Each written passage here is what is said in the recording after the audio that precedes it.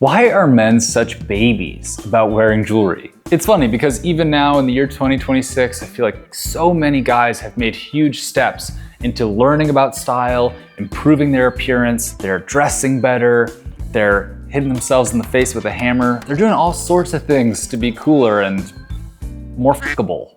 They're doing all these things, and yet I still find that these little pieces of metal can still cause consternation among men. For literally hundreds of years, men have been expressing themselves with rings, chains, necklaces, watches. It's nothing new, so don't be scared. Now, I may not be able to convince you to love jewelry and wear it, but I know 3 people who can probably help. Today, we're getting out of the house and visiting 3 experts in the field of jewelry all around Los Angeles, each of whom have a different perspective on jewelry and who may convince you to at least appreciate it. To start this off, we met with Cody Howell of Bloodstone. I got into jewelry from a hobby turned into a need when it came time for, my own wedding ring. I was like, okay, I work with rocks. Rocks were my first love. I mean, there's the jewelry world and then there's the rock world, and I'm kind of at the crossroads between the two. Do you have a favorite to work with, or is there one that's like hardest to find right now? Or? Even though I've been doing this for 5 years, my favorite is still Bloodstone. Bloodstone is such a rich, beautiful stone with so much intricacies. Like, this is the drawer. This is my drawer of Bloodstone. Bloodstone is jasper with inclusions of hematite. Jasper is a green stone. Hematite, like hemophilia, which is the root of blood, is red. Bloodstone has significance in a lot of cultures, but has specifically a lot of significance in Catholicism. It's supposed to be the stone that Christ's blood dripped on. The stones themselves are really beautiful. And what's interesting is that all these stones have many interpretations across all the cultures that encountered them. For my 30th birthday, I had Cody make me a gold version of the ring with lapis. Lapis is a blue stone. It was ground up to make ultramarine. So if you saw really bright blue paints in Renaissance era paintings, blue historically has been a very difficult pigment to achieve for a lot of human history, which is why indigo later would be such a big thing. When you go into Cody to have a ring made, if you do so, and I recommend it, he will allow you to choose which part of the stone you want. This is Bloodstone, and then you slab it out. So you cut it into slices. We select the exact area we have a stencil. It kind of gives us the exact area that we want to use in the ring.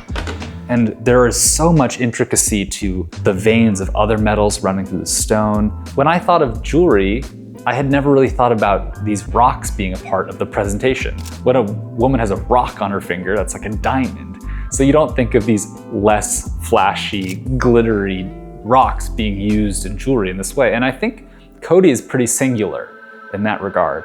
Why do you think men have such a complicated relationship with jewelry?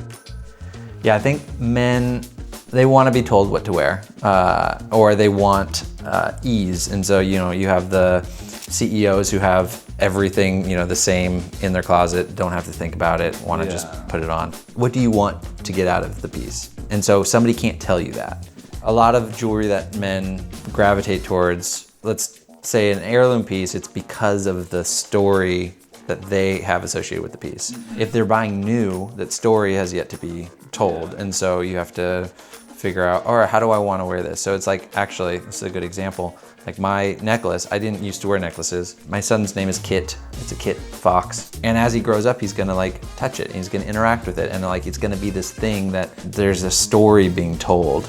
So I have to have a little bit of forethought with that. And when talking about heirloom pieces, that's what you're thinking about. You're thinking about how is the next generation going to interact with these pieces, or how is it going to make it to the next generation? Yeah. There's a lot of other things that are utility, and you can be told what kind of toaster to buy and what kind of car is the best. Those are fair. But when it comes to jewelry, you really gotta dig in and look at the sentimentality of it. It's inherently vulnerable because you don't put a ring on by accident, and you don't buy a ring on accident.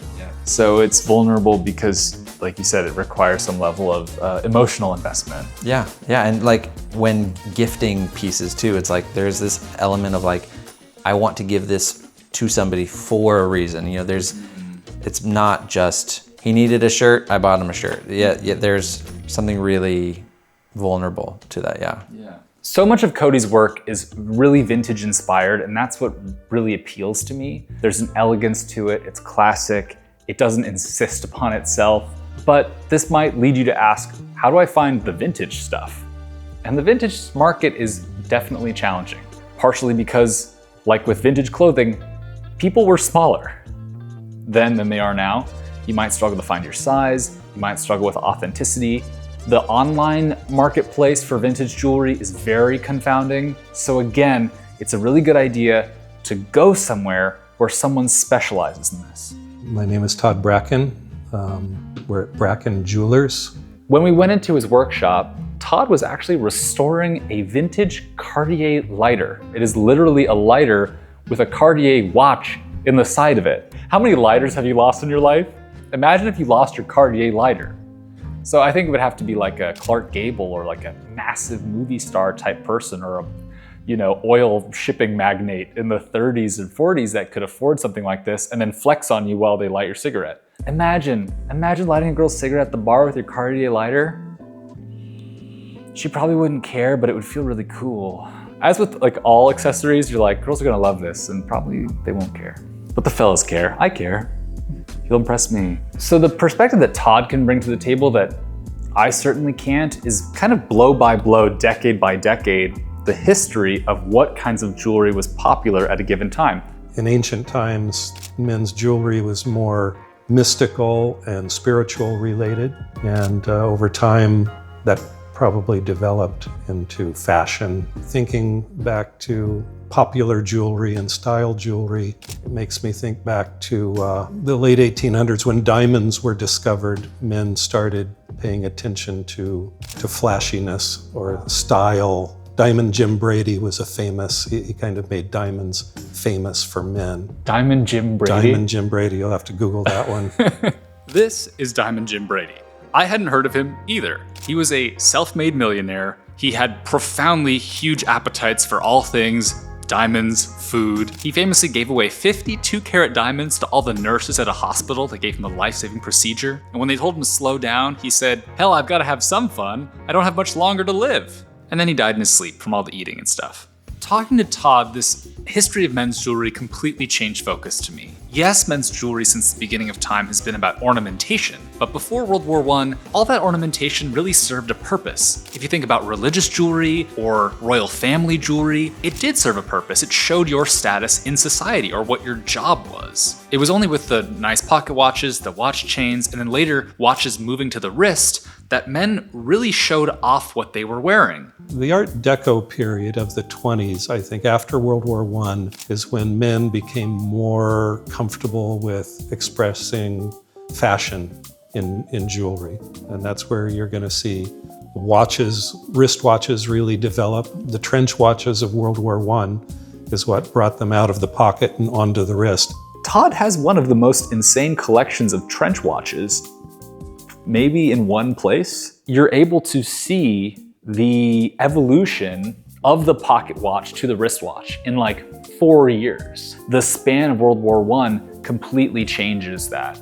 And then watches go from something that Diamond Jim Brady carries in his waistcoat to something that pilots wear, race car drivers wear. Anyone in an active, exciting, manly field needs something practical on their wrist that they can check the time, they can check their speed, they can do in-flight calculations before computers existed. We start to see like, yes, this piece that for so long was thought of as being only for girls is now for boys. Could you tell us about your gold? Yeah, I've been prospecting and mining for gold since around 1980. I got the idea of starting to make a special line of jewelry out of that gold. It's a product that's 100% mined and made in California. But for me, no story on jewelry would be complete without my friends at Good Art.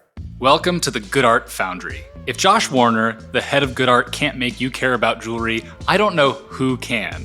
Good Art was so instrumental in me beginning to care about jewelry, and largely because it's really about the details and the craftsmanship and the way things evolve with time. I equate the way silver jewelry wears to sort of the experience of buying like a pair of jeans. You get like your brand new 23 ounce Ironheart denim and you are like, oh my God, these things are so heavy. And you get into them and you wear them and then one day you look down and you're like, wait a second. These are really mine now, like they got to be mine. And so silver has this like break-in quality where it's gonna arrive to you from us like a mirror. You could shave off of it. Good. But within very short order, the sulfur from the air, the sulfur that you off-gas yourself in your body, scratches, moving it around, it will take on a life of its own and it will get dinged and scratched and nicked. And after a bit of time, that's your piece specifically. I like to say that it shows the hallmarks of adventure, you know? Like it's, awesome. Instead of like, oh damn, it got scratched, it's more like, that, of course, I'm loving it, I'm using it, you know? Hell yeah, it got scratched. Hell yeah, it got scratched. Good art is emblematic of the stories we like to tell on this channel. That there's a piece that arrives to you fully formed that you may overlook. When I started making things, I think probably the first thing I made was a ring because it was easy to make. But I remember I had a very early penchant for making gadgetry, for making utility, a thing that did a thing. But instead of it being made out of a pedestrian material and a pedestrian version of that thing, now it's like a fancy version of that thing, like a keychain. And I remember finding just endless excitement and wonder on the most simple little projects where I was transplanting something mundane and boring for something fucking over the top and crazy. It happened with keychains a lot early on because it was just like it was an easy thing to look at. I think finding your way through the world of jewelry, or at least the world that I'm in jewelry, which is, it's decidedly more than just jewelry. This is a rabbit's foot, because I feel like we all need a little good luck. And this one comes apart.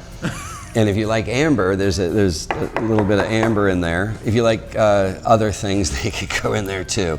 But so to call this jewelry, those are my house keys. I don't know, it's not. A simplification. Yeah, it's not exactly jewelry. A bracelet, yeah, it's jewelry. So anyway, my point is, don't feel like you have to get a type of thing. You might instead try and be honest with yourself about what the thing is that's attracting you. Sometimes just a small shift in a direction is enough. You don't have to go from never having worn a piece of jewelry to like, I'm gonna go get a bracelet, a ring, and I think you have to find your own style. If you're a dude and you wanna learn like what your style is, I think you gotta go touch stuff and put it on and stand in front of a mirror and be like, is this me or is this me trying to look like some other dude? Because this shit shouldn't wear you. You should wear it in a way that it falls into your lifestyle. And for many people, that might just be like a set of keys. Who knows? That's their flair. You know, who knows? For me, like, all I really need is the bracelet. Part of what's cool about Good Art is even something like the clasp, they have all of their own patented designs for all these different clips. And when we were in the foundry, we got to see one of their employees using a laser to like fully weld together or solder together all the pieces and make the finishing completely smooth and perfect on the outside. Upgrading your style and upgrading the way you present yourself in the world can be scary, and it's natural to want rules. But the fact of the matter is the only guiding light is you. I mean, I can give you advice along the way, but you shouldn't be just copy and pasting what you see other people doing. And that's what's cool about all three brands is you can take pieces from all of these makers and create something that is holistically your style. Because Good Art makes chains that are not my style at all, but makes like certain rings and certain things that I do like. Bloodstone, a lot of that stuff is for me, but I'm sure there are pieces in the catalog that are not. I'm still working myself to a financial position where I can buy the gold jewelry that Todd is making out of his own gold mine in Northern California. In a world where the internet has flattened a lot of style, a lot of people are dressing the same and a lot of people are taking inspiration from the same places, you can still step out. You can custom make pieces. You can build a relationship with these brands. And you can, again, find ways to enhance the parts of your style that matter to you. So thank you to Cody and the Howell family, Bloodstone. Thank you to Rebecca and Todd Bracken at Bracken Jewelers. Thank you to Josh and Rachel at Good Art and the whole Good Art team. If you want to start your jewelry journey, or maybe you're way far into it, these are really great places to go. Thank you as always for supporting the channel. Thank you for shopping the Womo Copenhagen collab if you did. And thank you for staying tuned. We're gonna keep learning about stuff, making stuff, and we'll be on the road again soon, God willing.